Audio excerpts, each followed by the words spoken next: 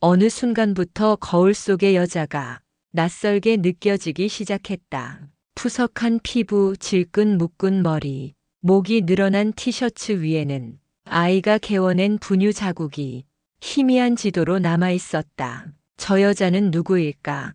서유는 거울을 향해 묻고 싶었다. 넌 대체 누구인데 내 얼굴을 하고 거기에 서 있는 거니?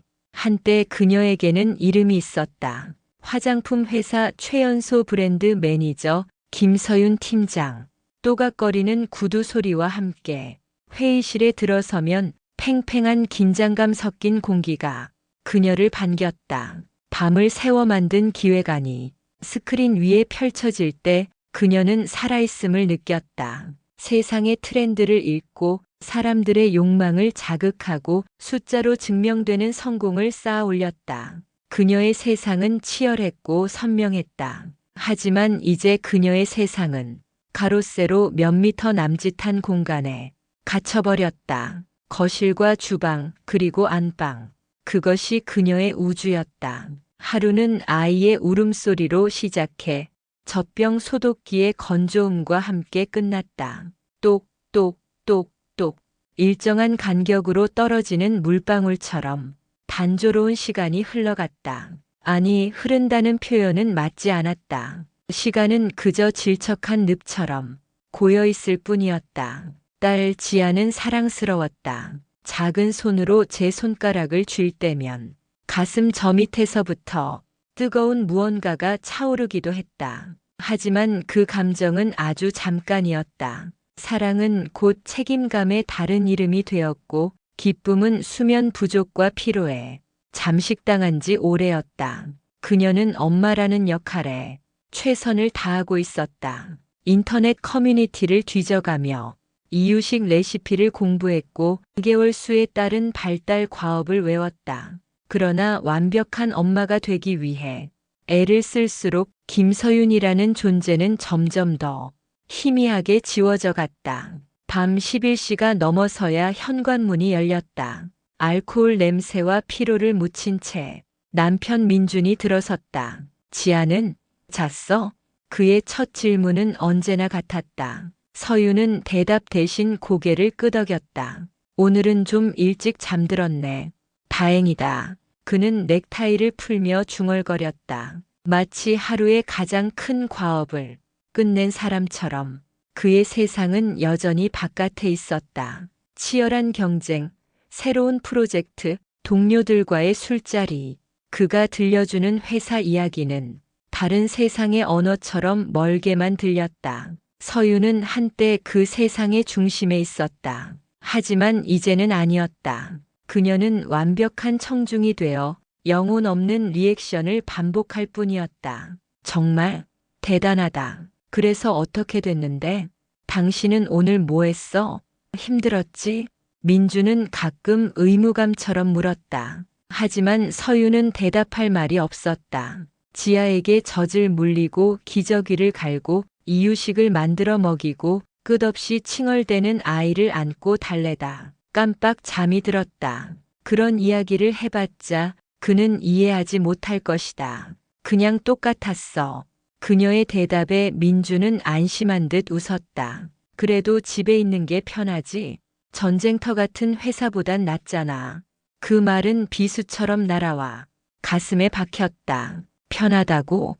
이 끝없는 소모와 고립이? 서유는 입술을 깨물었다. 싸우고 싶지 않았다. 아니, 싸울 기력조차 남아있지 않았다. 그녀의 분노와 우울은 이해받지 못할 투정이 될 뿐이었다. 다들 그렇게 살아. 너만 유난 떠는 거 아니야. 남편의 무심한 말들은 그녀가 느끼는 모든 감정을 가치 없는 것으로 만들었다. 그녀는 거대한 유리 상자 안에 혼자 갇혀있는 기분이었다. 세상의 모든 소음과 풍경은 유리벽을 통과하며 왜곡되었다. 아무도 그녀의 목소리를 제대로 듣지 못했다. 변화의 계기는 아주 사소한 곳에서 찾아왔다. 아파트 엘리베이터 게시판에 붙은 작은 종이 한 장. 입주민 대상 문화센터 가을학기 회원 모집, 필라테스, 베이킹, 캘리그래피. 수많은 강좌들 사이에서 한 단어가 그녀의 눈을 사로잡았다. 생활도예 교실. 아무 형태도 없던 흙을 제 손으로 빚어 무언가를 만든다는 것. 그것은 마치 조각나 흩어져 버린 자신을 다시 빚는 일처럼 느껴졌다. 서유는 심장이 작게 뛰는 것을 느꼈다. 일주일에 단 2시간. 아주 잠깐이라도 엄마가 아닌 다른 이름으로 불릴 수 있는 시간. 아이를 맡길 곳이 마땅치 않았다. 민준에게 부탁해봤자 그의 잦은 야근과 주말 출근을 모르는 바가 아니었다. 친정 엄마에게 매번 손을 벌리기도 죄송스러운 일이었다. 역시 무리겠지. 포기하려던 순간 거울 속에 비친 자신의 얼굴이 떠올랐다. 생기를 잃고 공허하게 서 있던 낯선 여자의 모습. 이대로는 안 된다. 이대로는 정말 나를 전부 잃어버릴 것 같다. 그녀는 스마트폰을 들어 단기 아이돌봄 서비스를 검색하기 시작했다. 1시간에 얼마, 최소 이용 시간은 몇 시간. 꼼꼼하게 숫자를 계산했다. 자신을 위해 돈을 쓰는 것이 어색하고 죄스럽게 느껴졌다. 그 돈이면 지아의 장난감을 내일을 한 벌 더 사줄 수 있었다. 수십 번을 망설였다. 신청 버튼 앞에서 손가락이 떨렸다. 그때 갓 잠이 든 지아의 고른 숨소리가 들려왔다. 새근새근 평화로운 그 소리가 오히려 그녀의 등을 떠밀었다. 행복한 엄마가 되어야 내 아이도 행복할 수 있다. 나는 나를 되찾아야만 한다. 도예 교실이 열리는 날, 약속된 시간에 맞춰 온 베이비시터에게 지아에 대한 주의사항을 수십 번도 더 반복해서 설명했다. 현관문을 나서는 순간까지도 발걸음이 떨어지지 않았다. 혹시 아이가 울며 나를 찾으면 어떡하지? 낯선 사람을 무서워하면 어떡하지? 온갖 불안이 발목을 잡았다. 하지만 아파트 단지 내 커뮤니티 센터로 향하는 동안 불어오는 서늘한 가을바람이 그녀의 뺨을 스쳤다. 얼마 만에 혼자 느껴보는 계절의 감각인지 그녀는 자기도 모르게 깊은 숨을 들이마셨다.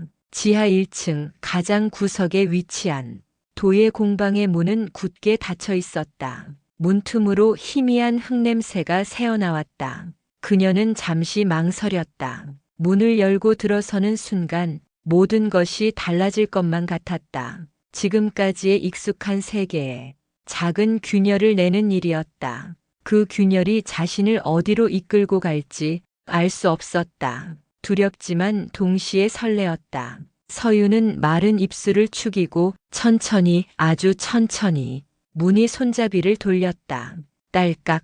묵직한 문이 열리자 서늘하고 축축한 공기가 그녀의 폐부 깊숙이 스며들었다. 마치 오래된 숲의 새벽녘 같은 냄새. 흙과 물 그리고 미세한 먼지가 뒤섞인 낯설지만 기분 좋은 향기였다. 공방 내부는 생각보다 넓었다. 사방의 벽 선반에는 주인을 기다리는 초벌구이 그릇들이 하얗게 먼지를 뒤집어 쓴 채 놓여 있었고 바닥에는 아직 형태를 갖추지 못한 흙덩이들이 비닐에 덮여 잠들어 있었다. 세상의 모든 소음이 차단된 듯한 고요함이 공간을 감돌았다. 안녕하세요. 서유는 자신도 모르게 목소리를 낮췄다. 그녀의 인사에 가장 안쪽에서 물레를 돌리던 한 남자가 천천히 고개를 들었다. 26살쯤 되었을까. 짧은 머리에 마른 체구, 온통 흙물이 튄 작업복을 입은 모습이 나이보다 더 어려 보이게 했다. 그는 페달을 밟던 발을 멈추고 조용히 일어섰다. 아, 오늘부터 오시기로 한 분이시죠? 나직하지만 또렷한 목소리였다. 네, 김서윤이라고 합니다. 얼마 만에 지아 엄마가 아닌 온전한 이름으로 자신을 소개하는 건지 어색함에 괜히 손가락을 꼼지락거렸다. 저는 강사 이현우입니다. 그는 무심한 표정으로 고개를 까딱하고는 비어있는 물레 하나를 가리켰다. 저쪽에 앉으시면 됩니다. 과한 친절도 불필요한 질문도 없었다. 그저 해야 할 일을 한다는 듯한 담백한 태도가 오히려 편안하게 느껴졌다. 서유는 그가 안내한 자리에 앉았다. 작업대 위에는 앞치마와 함께 낯선 도구들이 놓여 있었다. 다른 수강생들은 아직 오지 않은 모양이었다. 적막함 속에서 흙 돌아가는 소리만이 규칙적으로 울렸다. 현우는 다시 자기 자리로 돌아가 물레를 돌리기 시작했다. 그의 손끝에서 흙덩이가 마법처럼 솟아올랐다가 잘록한 호리병 모양으로 다시 넓은 접시 모양으로 변해갔다. 서유는 넋을 잃고 그 모습을 바라보았다. 그의 손길에는 망설임이 없었다. 강한 힘으로 중심을 잡다가도 어느 순간에는 연인의 뺨을 어루만지듯 부드럽게 흙의 표면을 쓸어내렸다. 그는 흙과 싸우는 것이 아니라 마치 대화를 나누는 것처럼 보였다. 잠시 후 중년 여성 2명이 왁자지껄하게 떠들며 공방으로 들어왔다. 어머, 선생님 일찍 오셨네. 새로운 분이신가 봐요. 반가워요. 그들의 등장으로 어색했던 공기가 조금은 풀어지는 듯 했다. 현우는 정해진 시간이 되자 자리에서 일어나 수강생들 앞에 섰다. 오늘은 지난 시간에 이어서 기본 형태 잡는 연습을 하겠습니다. 처음 오신 분은 제가 따로 알려드릴게요. 그는 서윤의 옆으로 다가와 커다란 흙덩이를 작업대 위에 툭 하고 던져주었다. 우선 이 흙을 반으로 잘라보세요. 서윤은 나무 막대에 달린 와이어를 들고 시키는 대로 흙을 잘랐다. 단면에는 기포 하나 없이 매끄러운 흙의 속살이 드러났다. 이걸 다시 붙이고 치대고 자르는 걸 10번 정도 반복할 겁니다. 흙 안의 공기를 빼는 작업이에요. 그의 설명에 따라 서유는 흙을 내리치고 두 손으로 힘껏 밀어 반죽하기 시작했다. 오랜만에 써보는 근육이었다. 어깨와 팔에 묵직한 통증이 느껴졌지만 이상하게도 불쾌하지 않았다. 오히려 몸의 감각이 깨어나는 기분이었다. 흙 치대기가 끝나자 현우는 물레 위에 흙을 고정하는 법을 보여주었다. 그리고 페달을 밟아 물레를 돌렸다. 자, 이제 양손으로 흙을 감싸고 천천히 위로 끌어올려 보세요. 서유는 그의 말을 따라 젖은 손으로 회전하는 흙을 감쌌다. 손바닥 안에서 흙이 살아 움직였다. 울퉁불퉁 제멋대로 몸부림치는 생명체 같았다. 중심을 잡으려고 힘을 주면 줄수록 흙은 더 비틀어지며 균형을 잃었다. 결국 흙덩이는 힘없이 한쪽으로 푹 하고 주저앉아 버렸다. 마음대로 안 되네요. 서윤이 민망한 듯 중얼거렸다. 마치 아이를 처음 품에 안았을 때처럼 어떻게 다뤄야 할지 알 수 없었다. 완벽하게 해내고 싶은 마음만 앞서 몸은 자꾸만 뻣뻣하게 굳어갔다. 그녀는 다시 흙을 떼어내고 처음부터 시작했다. 하지만 결과는 마찬가지였다. 3번, 4번 반복할수록 손목은 시큰거렸고 옷에는 흙탕물이 사방으로 튀었다. 마음속에서 조급함이 고개를 들었다. 고작 2시간뿐인 자유. 이 시간 안에 무언가 근사한 결과물을 만들어내야 한다는 강박이 그녀를 짓눌렀다. 그때 물끄러미 그녀를 지켜보던 현우가 나직하게 말했다. 너무 이기려고만 하시는 것 같아요. 네, 흙을요. 그릇을 만들어야겠다는 생각만 하면 손에 힘이 너무 들어가요. 그는 서윤의 뒤로 다가와 섰다. 그리고 그녀의 손 위에 자신의 손을 가만히 포겠다. 크고 서늘한 손이었다. 온통 굳은 살이 박여 있었지만 이상하게도 부드럽게 느껴졌다. 힘 빼세요. 그냥 흙이 어디로 가고 싶어 하는지 느껴보는 거예요. 그의 숨결이 귓가에 가깝게 스쳤다. 서유는 저도 모르게 숨을 멈췄다. 현우는 아무 말 없이 그녀의 손을 이끌어 흙을 매만졌다. 그의 손길을 따라가자 신기하게도 제멋대로 날뛰던 흙이 조금씩 안정을 찾아갔다. 울퉁불퉁하던 표면이 매끄러워지고 기우뚱거리던 중심이 바로 잡혔다. 그것은 통제나 정복과는 다른 감각이었다. 마치 거친 야생마의 등을 쓰다듬어 교감에 성공한 듯한 고요한 희열이 온몸으로 퍼져나갔다. 이제 가운데를 천천히 눌러보세요.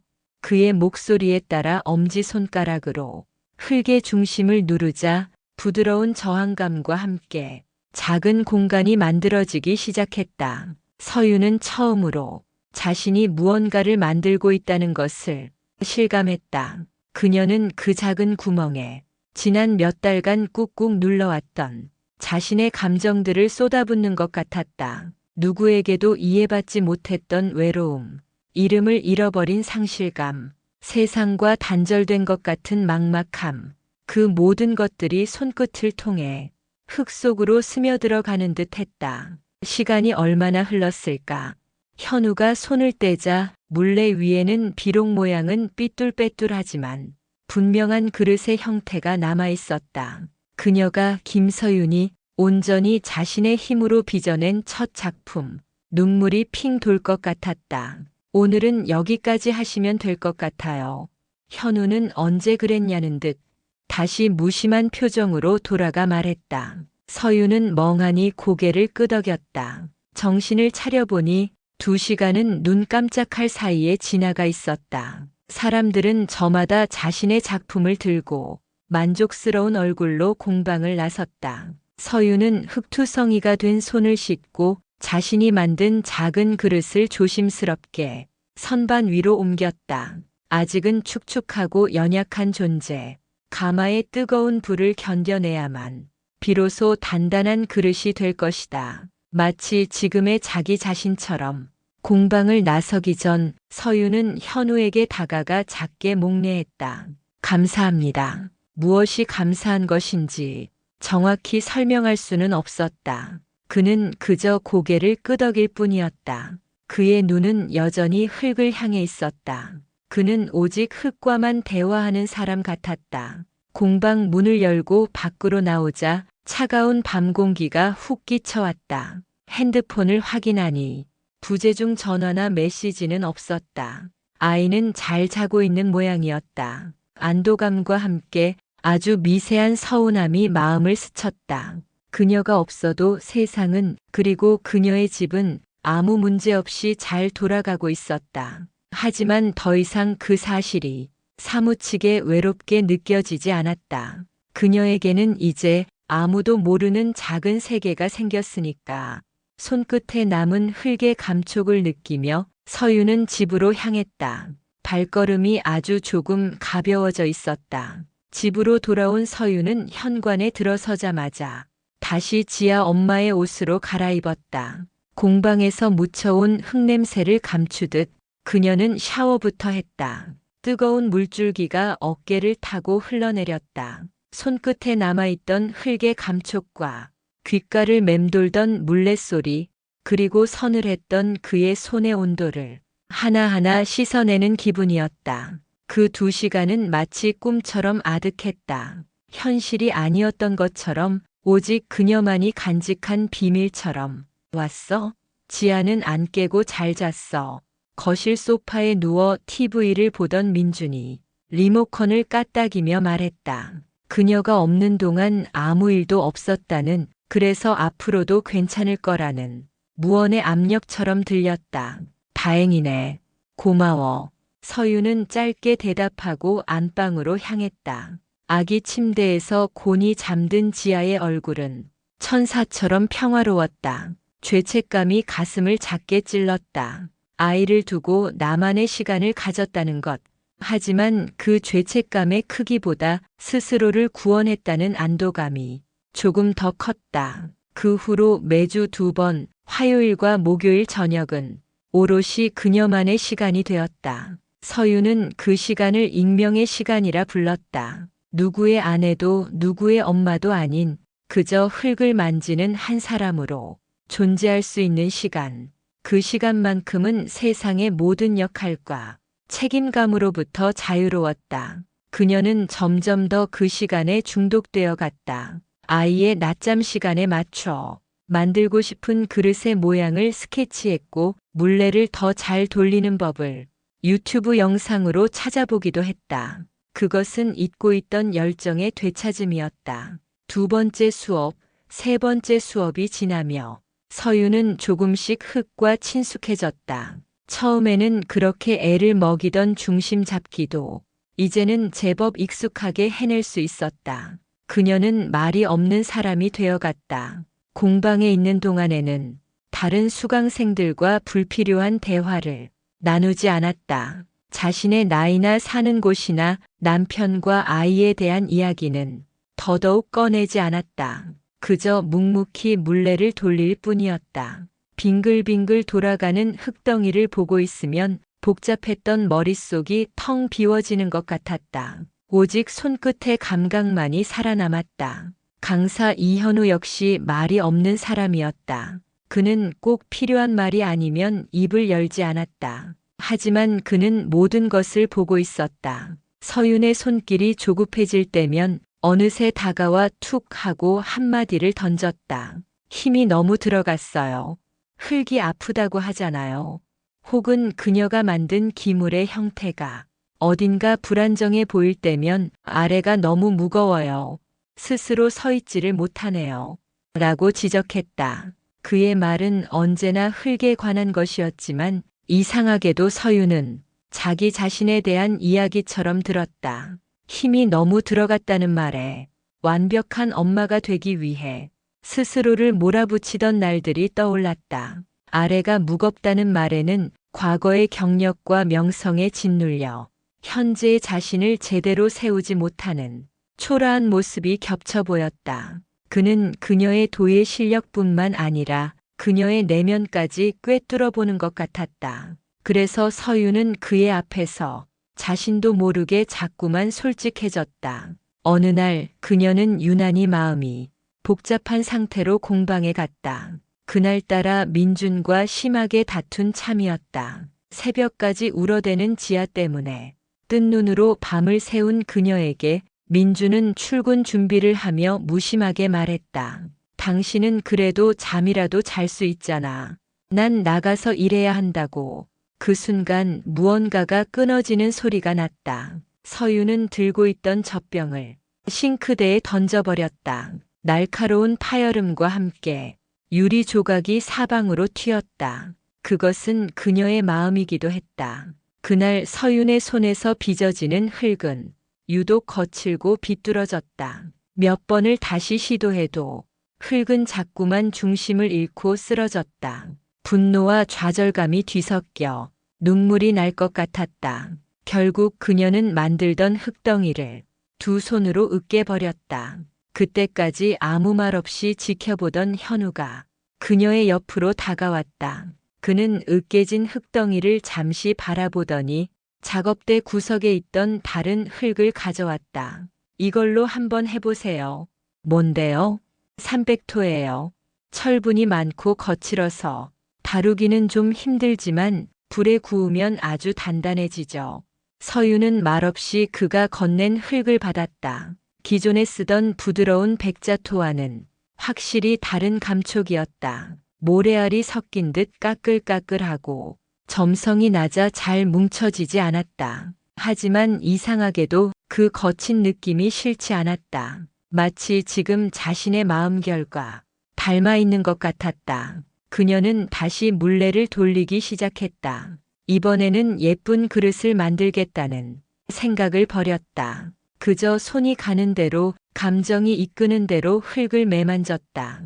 분노를 담아 벽을 끌어올리고 슬픔으로 바닥을 다지고 체념으로 입구를 넓혔다. 얼마 후 물레 위에는 정체를 알 수 없는 기물이 하나 생겨났다. 한쪽은 부드러운 곡선이었지만 다른 한쪽은 칼로 베인 듯 날카로웠고 표면은 일부러 긁어낸 것처럼 온통 상처투성이었다. 아름답지는 않았지만 이상한 힘이 느껴졌다. 서유는 숨을 헐떡이며 작품을 바라보았다. 마치 자신의 내장을 꺼내놓은 것처럼 부끄럽고도 후련한 기분이었다. 수업이 끝나고 모두가 돌아간 뒤 서유는 마지막까지 남아 자신이 만든 기물을 정리했다. 현우는 묵묵히 공방을 정리하고 있었다. 서유는 용기를 내어 그에게 물었다. 저 이건 그냥 버려야겠죠? 아무래도 쓸모가 없을 것 같아요. 현우는 걸레질을 하던 손을 멈추고 그녀의 작품 앞으로 다가왔다. 그는 오랫동안 말없이 그것을 들여다봤다. 그의 침묵이 칼날처럼 느껴져 서유는 차라리 빨리 자리를 뜨고 싶었다. 한참 후에야 그가 입을 열었다. 아니요. 그의 목소리는 낮고 단호했다. 균형은 엉망이지만 솔직하네요. 그는 작품의 가장 날카로운 부분을 손가락으로 천천히 쓸어보았다. 저는 예쁘기만 한 그릇보다 이야기가 있는 그릇을 더 좋아합니다. 이건 이야기가 있네요.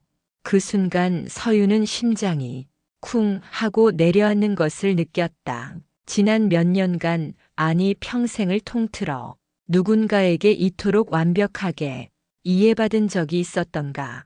남편조차 알아주지 못했던 그녀 자신조차 언어로 설명할 수 없었던 내면의 소용돌이를 이 남자는 고작 흙덩이 하나를 보고 정확하게 읽어냈다. 솔직하다는 그의 말 한마디가 그 어떤 화려한 찬사보다 더 깊은 위로가 되어 가슴을 파고들었다. 그녀는 아무 대답도 하지 못했다. 그저 멍하니 그를 바라볼 뿐이었다. 그의 눈은 깊고 고요해서 그 안을 들여다보면 빨려 들어갈 것 같았다. 그는 더 이상 말을 잇지 않고 다시 자기 자리로 돌아가 정리를 마저 시작했다. 하지만 둘 사이에는 이미 이전의 언어로 된 어떤 대화가 오고 간 뒤였다. 서유는 그릇을 선반 위에 올려놓고 도망치듯 공방을 빠져나왔다.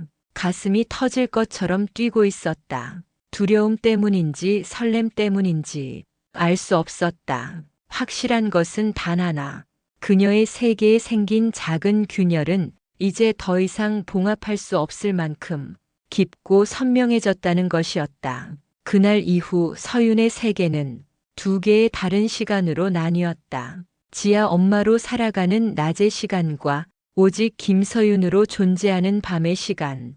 두 세계의 경계는 선명했지만 서로에게 영향을 미치기 시작했다. 밤의 세계에서 얻은 감각들이 낮의 시간을 조금씩 침범해 들어왔다. 그녀는 더 이상 거울 속의 자신을 외면하지 않았다. 늘어난 티셔츠 대신 몸에 맞는 옷을 찾아 입었고 질끈 묶었던 머리를 풀어 빗었다. 아주 작은 변화였지만 그것은 스스로를 방치하지 않겠다는 무건의 선언과도 같았다. 민주는 그 변화를 눈치채지 못했다. 그의 눈의 안에는 언제나 집이라는 배경의 일부일 뿐이었으니까. 하지만 서유는 개의치 않았다. 그녀의 시선은 이제 다른 곳을 향했다. 베란다 가장 햇볕이 잘 드는 곳. 그곳에는 그녀가 만든 첫 작품, 날카롭고 비뚤어진 그릇이 놓여 있었다. 완전히 마른 삼백토는 거칠지만 단단한 질감을 드러냈다. 서유는 하루에도 몇 번씩 그 그릇을 만져보았다. 자신의 분노와 슬픔이 담긴 현우가 솔직하다고 말해준 그것을. 그것은 단순한 흙덩이가 아니라 잃어버렸던 자신의 일부 혹은 새롭게 태어난 자아의 조각이었다. 다시 공방의 문을 여는 날, 그녀의 발걸음은 이전보다 훨씬 가볍고 단호했다. 더 이상 망설임이나 죄책감은 없었다. 그곳은 그녀가 마땅히 와야 할 장소처럼 느껴졌다. 공방에 들어서자 익숙한 흙냄새와 함께 물레를 돌리고 있는 현우의 뒷모습이 먼저 눈에 들어왔다. 그는 인기척을 느꼈는지 잠시 하던 일을 멈추고 고개를 돌렸다. 아주 짧은 순간 그의 눈에 희미한 미소가 스친 것 같다고 서유는 생각했다. 물론 착각일 수도 있었다. 그날 수업은 유약을 바르는 날이었다. 초벌구이를 마친 기물들이 선반 위에 놓여 있었다. 서윤의 거친 그릇도 그 사이에 있었다. 뜨거운 불을 견뎌낸 그것은 날카로움이 조금 무뎌진 대신 속 깊은 단단함을 품고 있었다. 오늘은 각자 자기 기물에 색을 입히는 작업을 할 겁니다. 현우는 여러 개의 유약통을 가리키며 각각의 색과 특징을 설명했다. 투명유, 진사유, 청자유. 이름도 색도 생소했다. 다른 수강생들은 자신의 컵과 접시에 어떤 색을 칠할지 즐겁게 의논했다. 하지만 서유는 쉽게 결정하지 못했다. 자신의 그릇은 너무나 이질적이었다. 어떤 고운 색을 입혀도 어울릴 것 같지 않았다. 그녀가 망설이는 것을 본 현우가 조용히 다가왔다. 어떤 색을 쓰고 싶으세요? 잘 모르겠어요. 어울리는 색이 없는 것 같아요. 그녀는 솔직하게 대답했다. 현우는 잠시 그릇을 말없이 바라보았다. 그러더니 가장 구석에 있던 아무도 관심을 두지 않던 유약통 하나를 그녀 앞으로 가져왔다. 이건 어때요? 이건 무슨 색인데요? 통 안에는 잿빛의 칙칙한 액체가 담겨 있을 뿐이었다. 제유예요. 나무를 태운 재로 만든 거죠. 그가 뚜껑을 열자 희미하게 타는 냄새가 났다.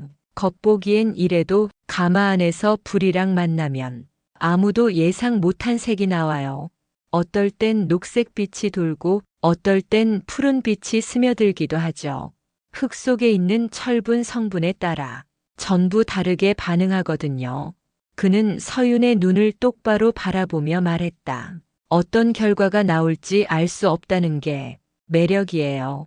이 그릇이랑 어쩐지 닮은 것 같아서요.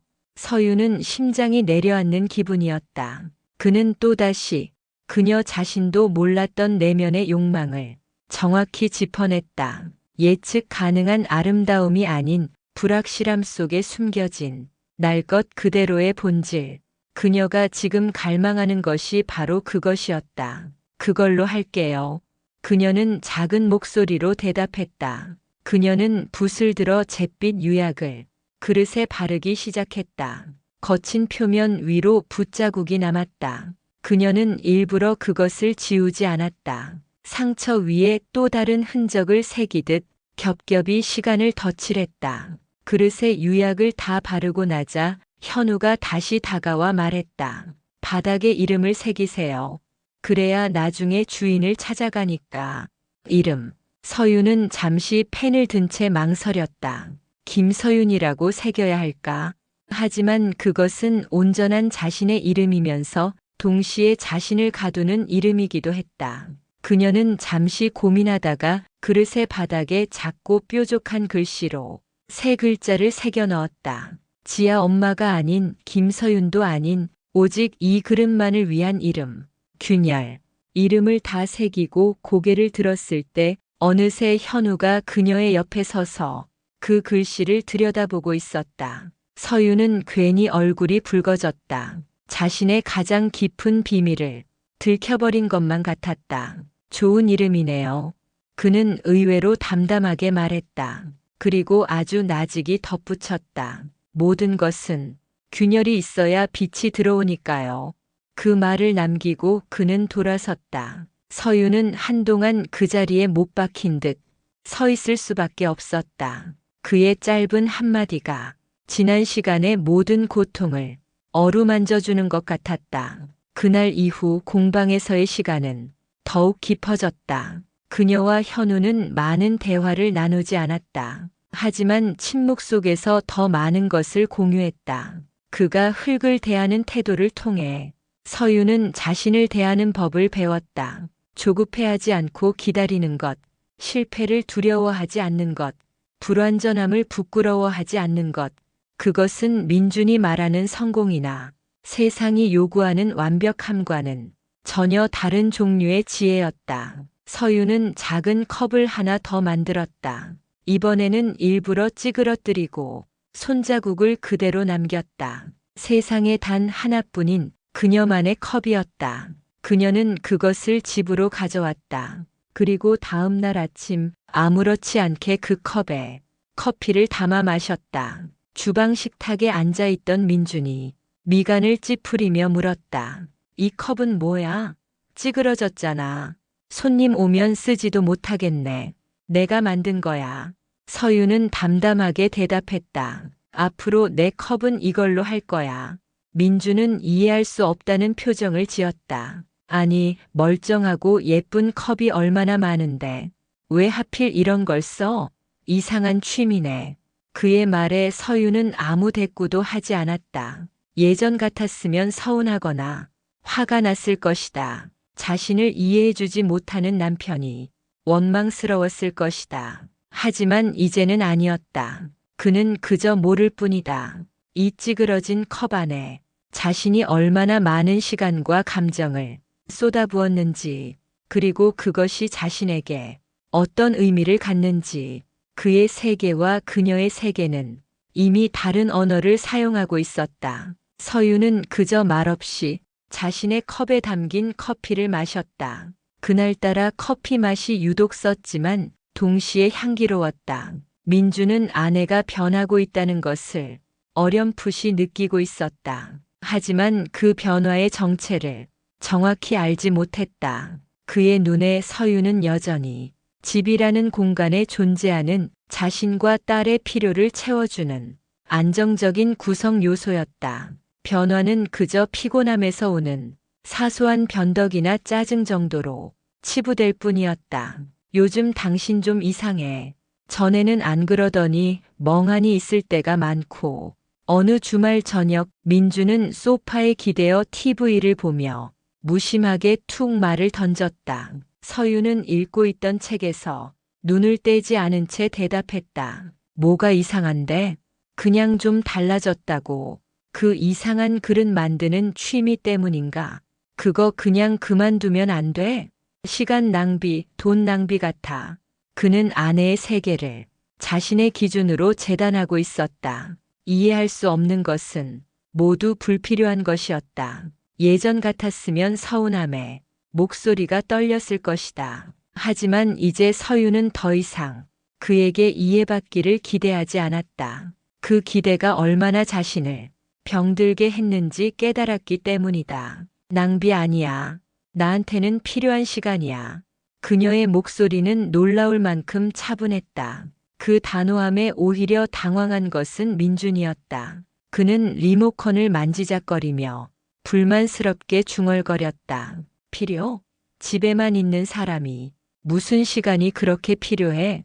그 순간 서유는 책을 셔터 내리듯 덮었다. 사락하는 날카로운 소리가 거실의 공기를 갈랐다.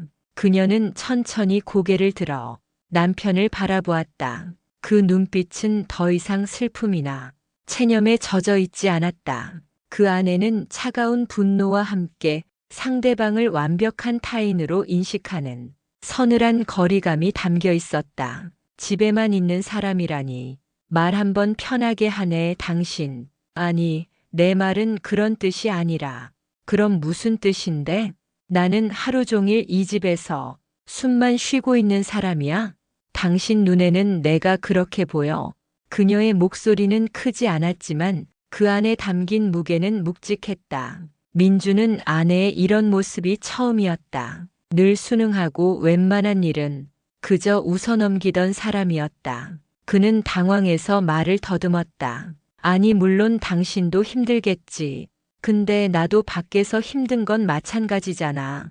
그는 언제나처럼 자신의 힘듦을 방패처럼 내세웠다. 하지만 그 방패는 더 이상 서윤에게 통하지 않았다. 누가 당신 안 힘들대? 그렇다고 해서 당신이 내 시간을 함부로 재단하고 폄하할 자격은 없어. 서윤은 자리에서 일어났다. 더 이상 대화를 이어갈 가치를 느끼지 못했다. 그녀는 안방으로 들어가 문을 닫았다. 쾅 하고 문이 닫히는 소리가 아니라 스르륵 하고 소리 없이 닫히는 문이 오히려 더 큰 단절을 의미했다. 홀로 남겨진 민주는 영문을 모르겠다는 표정으로 꺼진 TV 화면만 멍하니 바라보았다. 두 사람 사이의 균열은 이제 더 이상 외면할 수 없을 만큼 뚜렷하게 벌어지고 있었다. 다음 도예 수업이 있는 날, 서유는 공방으로 향하는 발걸음에서 해방감을 느꼈다. 집이라는 답답한 무대에서 벗어나 온전히 자기 자신으로 돌아가는 시간. 그녀는 이제 현우 앞에서 자신을 감추거나 꾸미지 않았다. 자신이 만든 그릇이 마음에 들지 않으면 아쉬운 표정을 그대로 드러냈고, 흙에 감촉이 좋을 때면 아이처럼 작게 미소 짓기도 했다. 그날따라 현우는 말이 더 없었다. 그는 묵묵히 자신의 작품에만 몰두했다. 거대한 항아리를 빚고 있는 그의 등은 팽팽한 활처럼 휘어 있었다. 온몸의 근육과 신경이 오직 손끝에 집중된 듯 보였다. 서유는 그의 그런 모습에서 경이로움을 느꼈다. 한 세계를 창조하는 신의 모습 같기도 혹은 자신과의 처절한 싸움을 벌이는 수도승의 모습 같기도 했다. 그녀는 감히 말을 걸지 못하고 자신의 물레 앞에 앉아 작은 찻잔을 빚기 시작했다. 한참의 시간이 흐르고 수업이 끝날 무렵이었다. 다른 수강생들이 모두 돌아간 뒤에도 현우는 여전히 작업을 멈추지 않았다. 서유는 차마 그를 방해할 수 없어 뒷정리를 마치고 조용히 나가려 했다. 그때 그가 먼저 입을 열었다. 오늘따라 잘 안 되네요. 혼잣말 같기도 하고 그녀에게 건네는 말 같기도 했다. 서유는 걸음을 멈추고 그를 바라보았다. 그의 이마에는 땀방울이 맺혀 있었고 입술은 바짝 말라 있었다. 항아리는 거의 완성된 듯 보였지만 어딘가 미세하게 균형이 맞지 않았다. 아주 작은 뒤틀림이 전체의 완벽함을 무너뜨리고 있었다. 조금 쉬었다 하시는 게 어때요? 서유는 자기도 모르게 말을 건넸다. 늘 완벽해 보이기만 하던 그의 지친 모습을 보니 마음 한구석이 작게 아려왔다. 그는 대답 대신 거친 숨을 몰아쉬었다. 그리고는 갑자기 두 손으로 항아리의 가장 윗부분을 힘껏 눌러 뭉개버렸다. 와르르 공들여 쌓아 올린 모든 것이 한순간에 무너져 내렸다. 서유는 저도 모르게 작게 비명을 질렀다. 아! 현우는 주저앉은 흙더미를 망연하게 바라보았다. 그의 눈에는 깊은 절망과 자책감이 어려 있었다. 그는 언제나 수강생들에게 실패를 두려워하지 말라고 불완전함을 받아들이라고 말했다. 하지만 정작 자기 자신에게는 아주 작은 흠결조차 용납하지 못하는 사람인 것 같았다. 그 완고함이, 그 지독한 장인 정신이 그를 얼마나 외롭게 만들었을까. 서유는 그의 무너진 항아리에서 자신의 깨져버린 지난 날들을 보았다. 그녀는 조심스럽게 그에게 다가갔다. 그리고 작업대 위에 놓여있던 깨끗한 수건을 집어들었다. 그의 얼굴은 온통 흙투성이었다. 서유는 잠시 망설였다. 하지만 이내 결심한 듯 수건으로 그의 뺨에 묻은 흙을 조심스럽게 닦아주었다. 그가 놀란 듯 움찔하며 그녀를 보았다. 두 사람의 시선이 아주 가까운 거리에서 허공에 얽혔다. 그의 눈동자는 짙은 밤의 호수처럼 깊고 고요했다. 그 안에 비친 자신의 얼굴이 낯설게 느껴졌다. 시간이 멈춘 것 같았다. 오직 두 사람의 숨소리와 심장이 세차게 뛰는 소리만이 고요한 공방을 채웠다. 먼저 시선을 피한 것은 현우였다.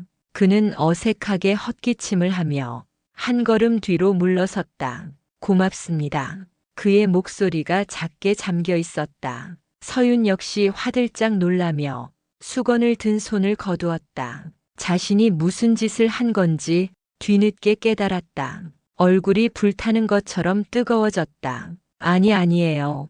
제가 주제넘게. 그녀는 황급히 변명하며 뒷걸음질 쳤다. 그럼 먼저 가보겠습니다. 그녀는 거의 도망치듯 공방을 빠져나왔다. 차가운 밤 공기가 뺨에 닿자 그제야 정신이 드는 것 같았다. 하지만 심장은 여전히 주체할 수 없이 뛰어대고 있었다. 그것은 단순한 동정이나 위로가 아니었다. 그의 고통에 깊이 공명하고 그의 상처를 어루만져주고 싶었던 강렬한 충동. 그것은 그녀가 아주 오랫동안, 아니 태어나서 단 한 번도 누군가에게 느껴본 적 없는 생경한 감정의 파문이었다. 집으로 돌아가는 내내 서윤의 머릿속은 온통 그의 깊은 눈동자와 손끝에 느껴졌던 그의 피부 감촉으로 가득 차 있었다. 그녀는 깨닫고 있었다. 자신이 지금 아주 위험한 경계선을 아슬아슬하게 넘어서고 있다는 것을. 그날 밤 서유는 잠을 설쳤다. 고요한 어둠 속에서 눈을 감으면 그의 깊은 눈동자와 마주하던 순간이 생생하게 떠올랐다. 손끝에 남은 듯한 그의 피부 감촉과 흙먼지가 섞인 그의 채취까지도 그 기억은 불씨처럼 뜨거워서 그녀의 이성을 조금씩 태워버리는 것 같았다. 옆에서 잠든 남편 민준의 고른 숨소리가 그날따라 유독 멀게 느껴졌다. 같은 침대에 누워있지만 두 사람은 이미 너무나 다른 꿈을 꾸고 있었다. 다음 수업 날까지의 이틀은 지독하게 길었다. 서유는 자신을 향한 낯선 감정들을 애써 부정하려 했다. 이것은 단순한 동정심일 뿐이라고, 혹은 출구 없는 일상에 지친 나머지 잠시 기댈 곳을 찾는 것뿐이라고. 그는 그저 상처받은 내 모습을 조금 알아봐 준 것뿐인데 내가 너무 과민하게 반응하는 것이라고 수십 가지의 이유를 만들어 스스로를 설득했지만 심장은 다른 말을 하고 있었다. 다시 공방의 문을 열었을 때 서유는 심장이 발끝으로 쿵 하고 떨어지는 것 같았다. 공방 안에는 무거운 침묵이 흘렀다. 현우는 평소처럼 물레 앞에 앉아 있었지만 그의 등은 어딘지 모르게 경직되어 보였다. 그는 서윤이 들어서는 것을 알면서도 돌아보지 않았다. 그날의 일이 두 사람 사이에 보이지 않는 벽을 만든 것 같았다. 이전까지의 편안했던 침묵과는 다른 날카로운 유리 파편이 섞인 듯한 불편하고 어색한 침묵이었다. 수업은 이전과 똑같이 진행되었다. 하지만 모든 것이 미묘하게 달랐다. 현우는 서윤의 곁을 스쳐 지나갈 때도 결코 눈을 마주치지 않았다. 그의 목소리는 필요 이상으로 사무적이었고 그녀의 작품에 대한 조언도 다른 수강생들에게 하듯 건조했다. 그 거리가 서윤의 가슴을 아프게 했다. 자신이 선을 넘었다는 자책감, 그리고 그로 인해 소중한 안식처를 잃어버릴지도 모른다는 두려움이 그녀를 올가매었다. 역시 내가 실수한 거야. 그는 나를 부담스러워하고 있어. 부정적인 생각들이 꼬리를 물었다.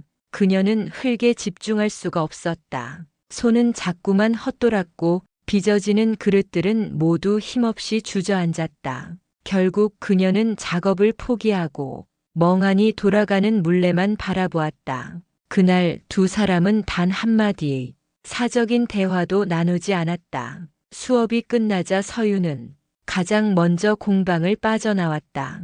차라리 모든 것이 원래대로 돌아간 것이 잘된 일이라고 그녀는 스스로를 위로했다. 하지만 집으로 돌아오는 발걸음은 천근만근 무거웠다. 변화는 예상치 못한 곳에서 찾아왔다. 며칠 뒤 서유는 지아를 유모차에 태우고 아파트 단지 근처 공원으로 산책을 나갔다. 가을 햇살이 따사로운 오후였다. 벤치에 앉아 잠든 아이의 얼굴을 보며 멍하니 시간을 보내고 있을 때였다. 저만치에서 익숙한 실루엣이 걸어오고 있었다. 이현우였다. 작업복이 아닌 낡은 청바지에 회색 후드를 입은 모습. 그는 공방에서보다 훨씬 더 마르고 어려 보였다. 서유는 저도 모르게 몸을 숨겼다. 아는 척을 해야 할지 모르는 척해야 할지 마음이 복잡했다. 그는 그녀를 발견하지 못한 채 근처 편의점에 들러 컵라면과 삼각김밥을 사들고 나왔다. 그리고는 공원 구석의 벤치에 앉아 무심한 표정으로 늦은 점심을 먹기 시작했다. 그 모습이 어딘지 모르게 쓸쓸하고 위태로워 보였다. 화려한 이력을 가진 도예가 모든 것을 꿰뚫어 보는 듯한 스승이 아닌 그저 컵라면으로 끼니를 때우는 고단한 청년의 모습. 서유는 그의 또 다른 얼굴을 본 것 같았다. 그가 식사를 마치고 일어설 때 그만 주머니에서 무언가를 떨어뜨렸다. 작은 열쇠 꾸러미였다.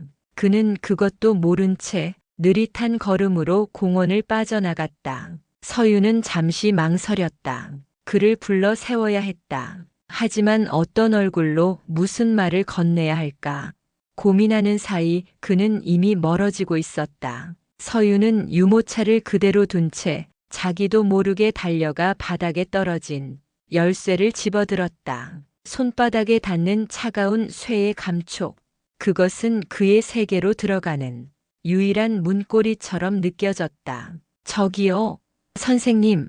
결국 그녀는 그를 향해 소리쳤다. 그가 걸음을 멈추고 천천히 돌아보았다. 그녀와 눈이 마주친 그의 얼굴에 당혹스러운 빛이 스쳐 지나갔다. 서유는 숨을 헐떡이며 그에게 다가가 열쇠를 내밀었다. 이거 떨어뜨리셨어요. 그는 잠시 자신의 주머니를 더듬어 보더니 이내 멋쩍은 미소를 지으며 열쇠를 받아들었다. 아, 고맙습니다. 정신이 없었네요. 그 미소는 공방에서의 그와는 전혀 다른 느낌이었다. 무장해제된 듯한 소년 같은 얼굴. 서유는 심장이 다시 뛰는 것을 느꼈다. 아기도 같이 계셨네요. 그는 유모차에 잠든 지아를 보며 말했다. 서유는 그제야 자신이 지아 엄마의 모습이라는 것을 깨달았다.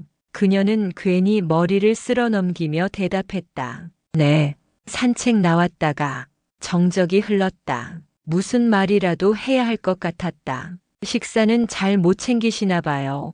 주제 넘은 말이라는 것을 알면서도 그렇게 물을 수밖에 없었다. 그는 쓴웃음을 지으며 대답했다. 혼자 있다 보면 잘 안 챙겨지네요. 혼자. 그 한마디가 서윤의 가슴을 시리게 했다. 그는 더 이상 자리를 피하지 않았다.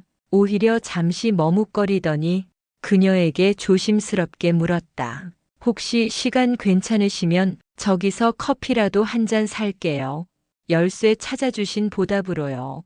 그것은 전혀 예상치 못한 제안이었다. 서윤의 심장이 쿵 하고 내려앉았다.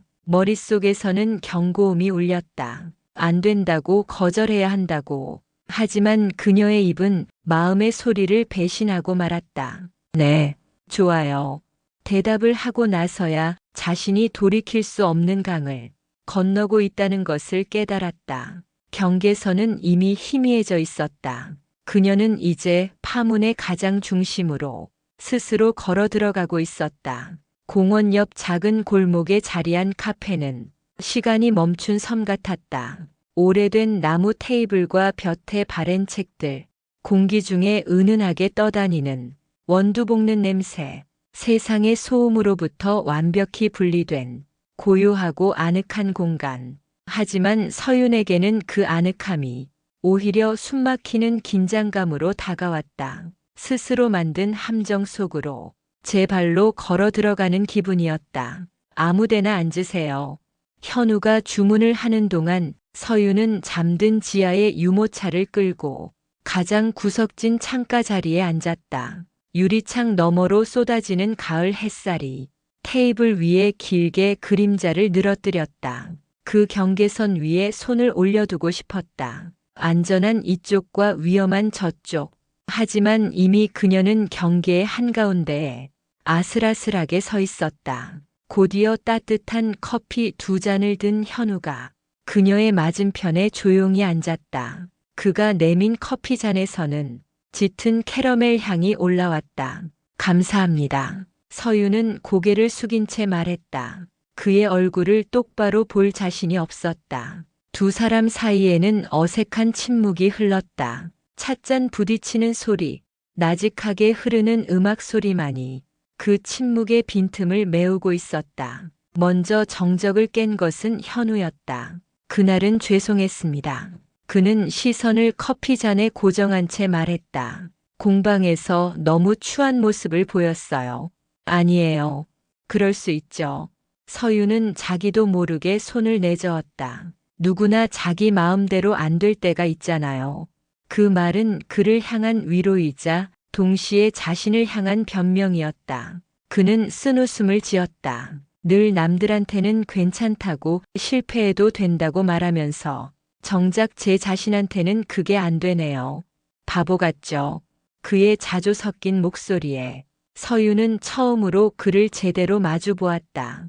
햇살을 등진 그의 얼굴은 어딘지 모르게 투명해 보였다. 단단한 껍질 속에 숨겨져 있던 연약한 속살을 들여다보는 기분이었다. 바보 같은 거 아니에요.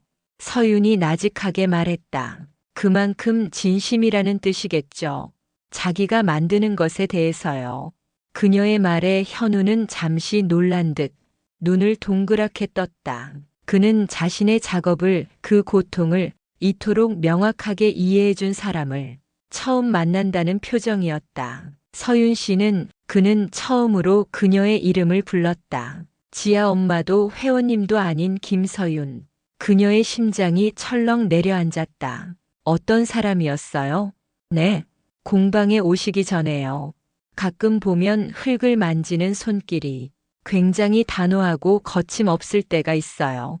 마치 아주 중요한 프로젝트를 지휘하는 사람처럼요. 그것은 그녀의 본질을 꿰뚫는 질문이었다. 서윤은 잠시 말을 잃었다. 아무도 묻지 않았던, 그래서 그녀 자신조차 잊고 있었던 과거의 시간에 대한 질문. 그녀는 천천히 입을 열었다. 결혼 전 자신의 이름으로 살았던 날들의 이야기를 꺼내놓기 시작했다. 밤을 새워 기획안을 만들고 까다로운 광고주를 설득하고 성공적인 캠페인을 터뜨렸을 때의 희열. 그녀의 목소리는 조금씩 생기를 되찾았다. 눈은 반짝였고 얼굴에는 희미한 홍조가 떠올랐다. 그녀는 자신이 지금 얼마나 매혹적인 표정을 짓고 있는지 알지 못했다. 현우는 단 한 번도 말을 끊지 않고 그녀의 이야기를 들었다. 그의 시선은 집요할 만큼 그녀의 얼굴에 고정되어 있었다. 그것은 단순한 호기심이나 동정이 아니었다. 한 사람의 세계를 온전히 이해하려는 깊은 존중과 감탄이 담긴 눈빛. 서윤은 그 눈빛 앞에서 자신이 벌거벗겨지는 기분이었다. 동시에 아주 오랫동안 닫혀있던 영혼의 문이 열리는 듯한 해방감을 느꼈다. 민주는 단 한 번도 이런 눈으로 그녀를 바라봐 준 적이 없었다. 그녀의 성공을 기뻐했지만 그녀의 치열했던 시간을 이해하려 하지는 않았다. 이야기가 끝났을 때 서윤은 자신이 너무 많은 말을 했다는 것을 깨닫고 얼굴을 붉혔다. 죄송해요. 제 얘기만 너무. 아니요. 현우는 단호하게 고개를 저었다. 굉장히 멋있네요. 그의 낮은 목소리가 심장에 박혔다. 지금의 서윤 씨도 좋지만 방금 이야기를 하는 서윤 씨는 정말 빛나는 사람 같아요. 그것은 서윤이 지난 몇 년간 가장 듣고 싶었던 말이었다. 그녀는 눈시울이 뜨거워지는 것을 느끼고 황급히 커피 잔으로 시선을 돌렸다. 들키고 싶지 않았다. 이 남자의 말 한마디에 자신의 모든 방어벽이 얼마나 쉽게 무너져 내리는지를. 그때 유모차에서 지아가 칭얼거리는 소리를 내며 잠에서 깼다. 마법의 시간이 끝났음을 알리는 현실의 종소리였다. 아, 이제 가봐야 할 것 같아요. 서윤은 아쉬움을 감추며 자리에서 일어났다. 현실로 돌아가야 할 시간이었다. 현우도 말없이 따라 일어섰다. 카페를 나오는 두 사람 사이에는 들어갈 때와는 전혀 다른 종류의 침묵이 흐르고 있었다. 그것은 더 이상 어색함이 아닌 차마 언어로 표현할 수 없는 수많은 감정들이 뒤섞인 농밀한 침묵이었다. 카페 앞에서 두 사람은 마주 섰다. 이제 정말 헤어져야 할 시간. 오늘 커피 잘 마셨습니다. 서윤이 먼저 어렵게 입을 열었다. 별 말씀을요. 그는 짧게 대답했다. 그리고 잠시 망설이더니 주머니에서 핸드폰을 꺼내 들었다. 혹시 괜찮으시면 연락처를 알 수 있을까요?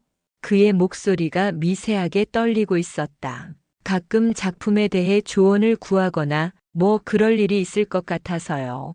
너무나 서툰 변명이었다. 하지만 그 서툼이 오히려 그의 진심을 드러내고 있었다. 서윤은 거절해야 한다는 것을 머리로는 알고 있었다. 하지만 그녀의 몸은 이미 그에게서 핸드폰을 건네받아 자신의 번호를 누르고 있었다.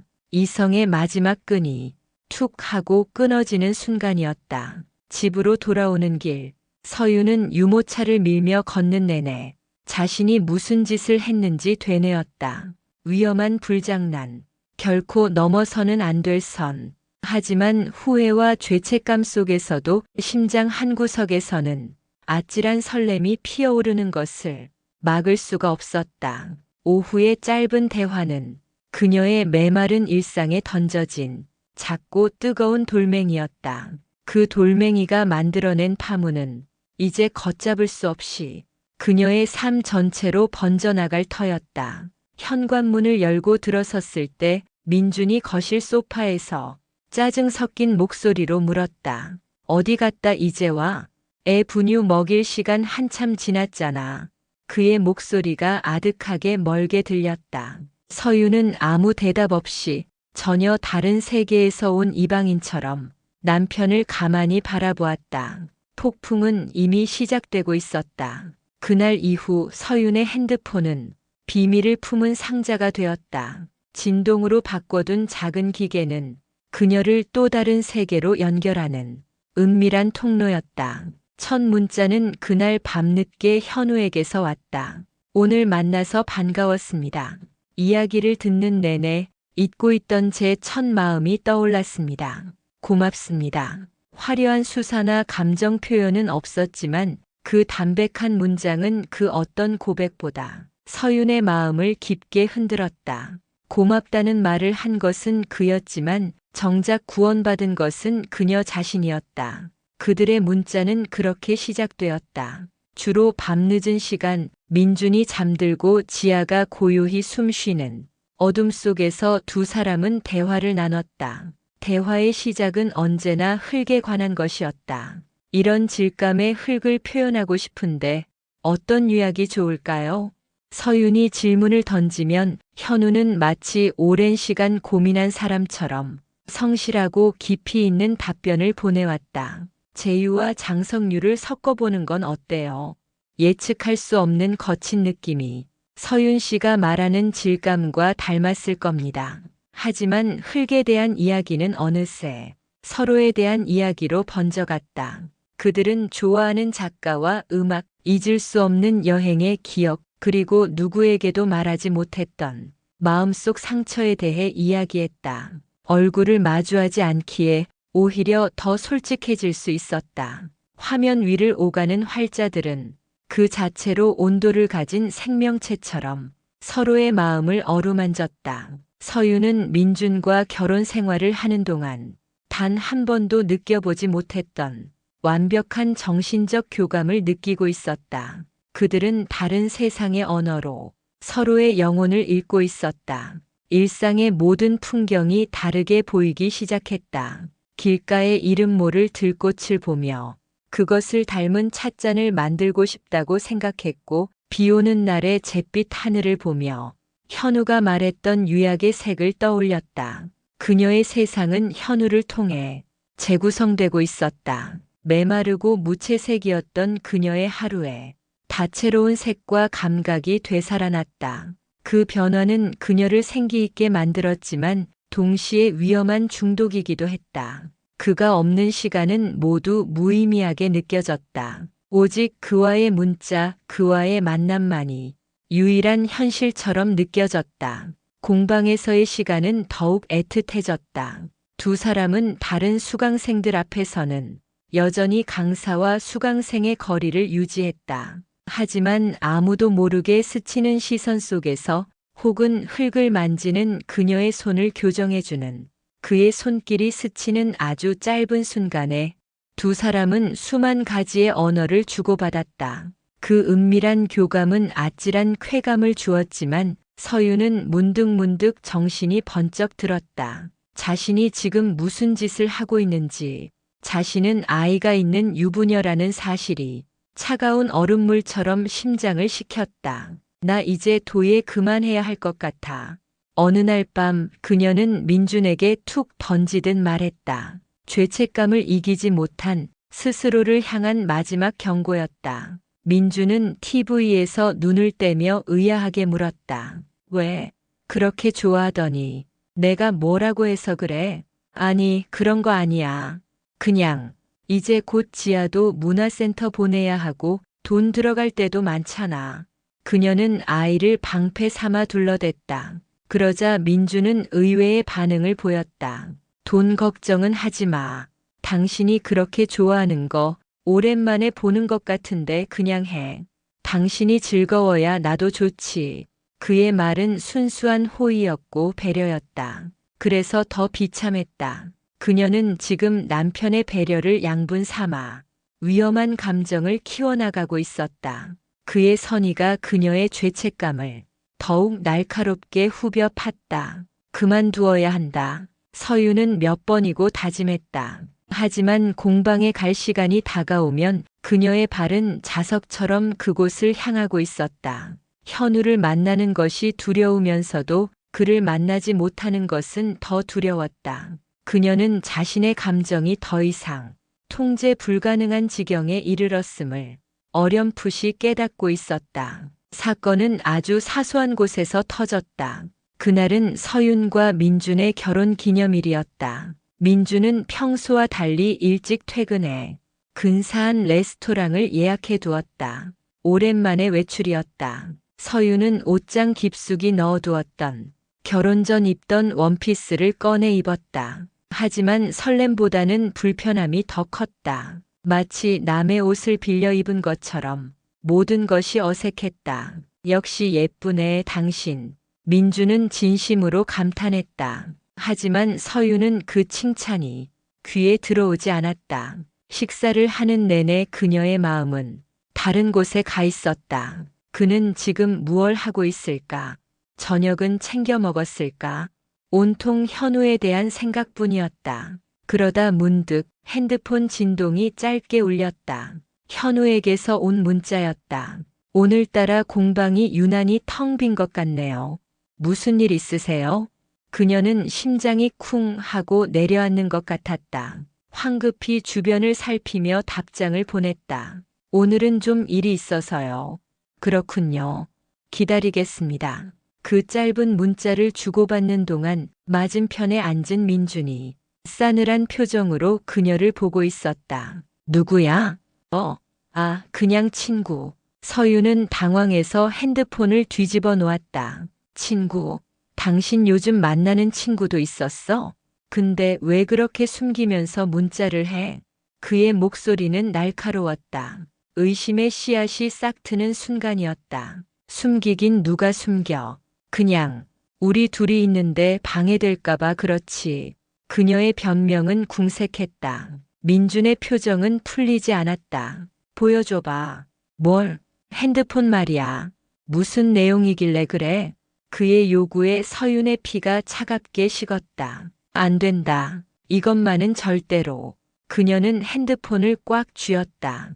그것은 단순한 기계가 아니었다. 자신의 비밀 세계, 자신의 영혼이었다. 싫어.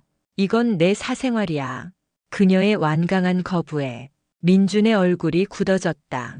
그는 더 이상 아무 말도 하지 않았다. 즐거워야 할 결혼 기념일 저녁 식사는 얼음장 같은 침묵 속에서 끝이 났다. 집으로 돌아오는 차 안에서 두 사람은 단 한마디도 나누지 않았다. 서로의 존재를 지워버린 것처럼 그것은 거대한 폭풍이 몰려오기 전에 숨막히는 고요함이었다. 그날 밤 민주는 서재에서 잠이 들었다. 차가운 바닥에서 올라오는 한기보다 더 서늘한 냉기가 두 사람 사이에 흘렀다. 결혼 기념일의 침묵은 시작에 불과했다. 민주는 그날 이후 아내의 모든 것을 의심하기 시작했다. 그는 서윤이 핸드폰을 만질 때마다 날카로운 시선으로 쏘아보았고 그녀가 누구와 통화하는지 어디를 다녀오는지 집요하게 캐물었다. 집은 더 이상 안식처가 아니었다. 보이지 않는 감시와 불신으로 가득 찬 숨막히는 감옥이 되어갔다. 서유는 그 질식할 것 같은 분위기 속에서 점점 더 현우에게 의지하게 되었다. 그와의 문자 대화는 유일한 탈출구이자 숨 쉴 수 있는 창문이었다. 그녀의 문자는 점점 더 대담해졌다. 보고 싶어요. 어느 새벽 그녀는 자신도 모르게 그 세 글자를 보내고 말았다. 지워야 한다고 생각했지만 손가락은 움직이지 않았다. 그것은 이성이 마비된 채 본능만이 남아보낸 구조 신호였다. 답장은 곧바로 돌아왔다. 저도요. 그들의 관계는 더 이상 정신적 교감이라는 이름 아래 숨을 수 없게 되었다. 서로를 향한 갈망은 뚜렷한 형태를 갖추고 두 사람을 올가매기 시작했다. 공방에서의 시간은 더욱 위험해졌다. 다른 사람들이 모두 돌아간 뒤 두 사람은 종종 단둘이 남았다. 아무도 없는 고요한 공간. 흙냄새와 섞인 그의 채취가 서윤의 모든 감각을 마비시키는 것 같았다. 그들은 서로를 향해 한 걸음 다가섰다가 다시 두 걸음 물러서기를 반복했다. 팽팽한 긴장감이 금방이라도 끊어질 것처럼 아슬아슬했다. 폭풍은 가장 평온한 얼굴로 다가왔다. 어느 주말 오후였다. 민주는 거실에서 지아와 놀아주고 있었고 서윤은 주방에서 저녁을 준비하고 있었다. 아주 평범하고 단란해 보이는 가족의 풍경이었다. 그때 식탁 위에 놓아둔 서윤의 핸드폰이 짧게 울렸다. 액정 화면 위로 현우라는 이름과 함께 메시지가 떠올랐다. 어제 빚은 찻잔 정말 좋았어요. 서윤 씨를 많이 닮았더군요. 그 순간 지아에게 공을 던져주던 민준이 움직임이 그대로 멈췄다. 그의 시선이 핸드폰 액정에 박혔다. 싸늘한 정적이 주방을 감쌌다. 칼질을 하던 서윤의 손이 멈췄다. 그녀는 천천히 고개를 돌렸다. 민주는 얼음처럼 굳은 얼굴로 그녀를 바라보고 있었다. 그의 눈에는 더 이상 의심이 아닌 차가운 확신이 들어차 있었다. 모든 것이 끝났다는 것을 서윤은 직감했다. 현우, 민준이 얼음장 같은 목소리로 물었다. 누구야 이 새끼? 서윤은 아무 대답도 할 수 없었다. 온몸에 피가 빠져나가는 기분이었다. 그는 천천히 자리에서 일어나 그녀에게 다가왔다. 한 걸음 한 걸음 그의 발걸음 소리가 사형 집행인의 발소리처럼 들렸다. 그는 식탁 위에 핸드폰을 집어들었다. 그리고 지난 몇 달간 그녀와 현우가 주고받은 모든 대화를 하나하나 아주 천천히 읽어내려갔다. 시간이 영원처럼 느껴졌다. 서윤은 그저 고개를 숙인 채 자신의 세계가 무너져 내리는 소리를 들을 수밖에 없었다. 대단하네. 모든 것을 확인한 민준이 핸드폰을 식탁 위로 던지며 말했다. 그의 목소리는 분노를 넘어 차가운 경멸로 가득 차 있었다. 고작 흙 만지는 새끼랑 붙어 먹으려고 그렇게 나를 기만했던 거야? 내가 돈 벌어서 대주는 그 시간에 그의 입에서 나온 모든 단어는 날카로운 유리 조각이 되어 서윤의 심장을 난도질했다. 아니야, 그런 거 아니야. 그녀는 힘겹게 부정했지만 그 목소리는 너무나 무력했다. 그럼 뭔데? 민준이 폭발하듯 소리쳤다. 그는 옆에 있던 의자를 바닥에 집어 던졌다. 쾅! 요란한 파열음과 함께 지아가 겁을 먹고 울음을 터뜨렸다. 아이의 울음소리가 두 사람의 무너진 관계를 더욱 비참하게 만들었다. 이혼해. 민주는 지아를 안아들며 말했다. 그 말은 더없이 차갑고 단호해서 어떤 변명이나 용서의 여지도 남아있지 않았다. 당신 같은 여자한테 내 딸 못 맡겨. 당장 이 집에서 나가. 그는 서윤을 자신들의 지난 모든 시간을 완벽하게 부정했다. 서윤은 그 자리에 주저앉아 아무 말도 하지 못했다. 눈물조차 나오지 않았다. 모든 감각이 마비된 것 같았다. 자신이 지키려 했던 모든 것, 가정과 아이 그리고 안정된 삶이 한순간에 먼지처럼 흩어져 버렸다. 그날 밤 서윤은 맨몸으로 집을 나왔다. 그녀는 정처 없이 걸었다. 어디로 가야 할지, 무엇을 해야 할지 아무것도 생각나지 않았다. 차가운 밤 공기가 뺨을 스쳤다. 그녀는 공원 벤치에 주저앉아 처음으로 소리내어 울었다. 자신의 어리석음과 이기심, 걷잡을 수 없이 커져버린 욕망, 그리고 그로 인해 잃어버린 모든 것들을 통곡하며 울었다. 한참을 울고 나서야 그녀는 주머니 속에서 핸드폰을 꺼냈다. 그리고 익숙한 번호를 눌렀다. 전화기 너머로 그녀만큼이나 놀란 듯한 현우의 목소리가 들려왔다. 지금 어디세요? 그의 목소리에 서유는 다시 울음이 터졌다. 그녀는 아무 말도 하지 못하고 그저 흐느끼기만 했다. 하지만 그는 더 이상 묻지 않았다. 그저 그녀의 울음소리를 가만히 들어주고 있을 뿐이었다. 한참의 시간이 흐른 뒤 그가 나직하게 말했다. 제가 그리로 갈게요. 그 한마디가 세상 끝에 홀로 버려진 듯한 그녀에게 유일한 동아줄처럼 느껴졌다. 그것이 또 다른 추락의 시작일지라도 그녀는 그 줄을 잡을 수밖에 없었다. 얼마 후 현우가 그녀가 있는 공원으로 숨을 헐떡이며 달려왔다. 그는 엉망이 된 채 울고 있는 서윤의 모습을 보고 잠시 말을 잃었다. 그리고는 조용히 다가와 자신이 입고 있던 외투를 벗어 그녀의 어깨에 덮어주었다. 서윤은 고개를 들어 그를 보았다. 그의 눈에는 어떤 비난이나 의심도 없었다. 오직 깊은 연민과 슬픔만이 가득 담겨 있었다. 그는 아무 말 없이 그녀의 옆에 앉았다. 그리고 조심스럽게 떨고 있는 그녀의 손을 잡아주었다. 그의 손은 따뜻했다. 그 온기가 얼어붙었던 그녀의 마음을 조금씩 녹여내리는 것 같았다. 두 사람은 아무 말 없이 오랜 시간 함께 앉아 있었다.